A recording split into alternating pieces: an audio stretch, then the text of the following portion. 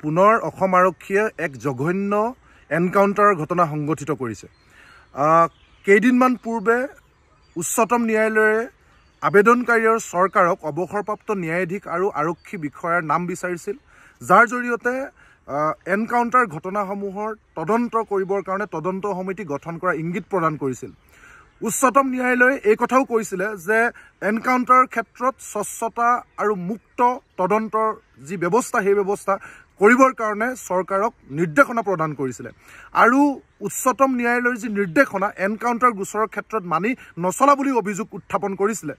এই ধৰণৰ উচ্চতম ন্যায়ালয়ে কঠোৰ ব্যৱস্থা গ্ৰহণ কৰাৰ পাছতো আমি দেখিলোঁ যে অসমবাসী ৰাইজ থাৰ্ড ফেজৰ ইলেকশ্যনৰ ব্যস্ততাৰ মাজত থকাৰ অৱস্থাতে যোৱা 6 মে পুৱতি নিশা যোৰহাট জিলাৰ উত্তৰ পূব যোৰহাটৰ ৰান্ধনীজানৰ কুশ কুটুম নামৰ এগৰাকী মিচিং যুৱকক পুনৰ আৰক্ষীয়ে যোৰহাট পুলিবৰ আৰক্ষীৰ যি আৰক্ষী বিষয়া ভাৰপ্ৰাপ্ত আৰক্ষী বিষয়া কিৰণ গগৈ নেতৃত্বত তেখেতক বুকুত গুলি কৰা হৈছে।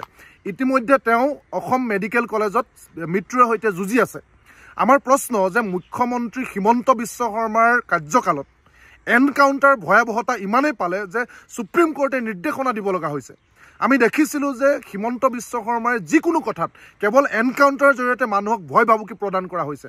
আৰু হিমন্ত বিশ্ব শৰ্মা মুখ্যমন্ত্ৰী আৰু গৃহমন্ত্ৰীত্বৰ কালত আমি পোনপটীয়াকৈ দেখিছিলোঁ যে সদায় অপৰাধী পুলিচৰ হাতৰ পৰা পলায় আৰু অপৰাধীক এনকাউণ্টাৰ কৰে। ইয়াৰ আগতো আমি দেখিলোঁ যে এতিয়ালৈকে হিমন্ত বিশ্ব শৰ্মাৰ নেতৃত্বৰ কালত 188টা এনকাউণ্টাৰ ঘটনা সংঘটিত হৈছে আৰু শেহতীয়াকৈ যোৰহাটৰ ঘটনাৰে সৈতে 189টা ঘটনা সংঘটিত হৈছে আৰু 88জন মানুহে এনকাউণ্টাৰত মৃত্যু হৈছে, অৰ্থাৎ অসম আৰক্ষীয়ে গুলীয়াই হত্যা কৰিছে। এই গোটেই ঘটনাবিলাক আমি সদায় প্ৰতিটো ক্ষেত্ৰতে প্ৰতিবাদ কৰি আহিছোঁ, কিন্তু পুনৰ দেখিছোঁ যে পুলিচগিৰি পুলিচৰ অটপালি হিমন্ত বিশ্ব শৰ্মাৰ গৃহ বিভাগৰ পোনপটীয়াকৈ পুলিচৰ আক্ৰমণত পুনৰ এগৰাকী মিচিং যুৱকক হত্যা কৰা হ'ল। আমি ইয়াৰ আগতে দেখিছোঁ কীৰ্তিকমল বৰাক হত্যা কৰিছে।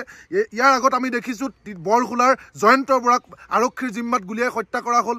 দীপাংকৰ গগৈক হত্যা কৰিলে, শদিয়াৰ মনোজ বুঢ়াগোহাঁইক হত্যা কৰিলে। আমি দেখিছোঁ দীপাংকৰক গুলীওৱা হ'ল, বিতুপন নেওগক গুলীওৱা হ'ল আৰু শেহতীয়াকৈ কুশ কুটুম নামৰ মিচিং যুৱকক হিমন্ত বিশ্ব শৰ্মা চৰকাৰে গুলীয়াইছে।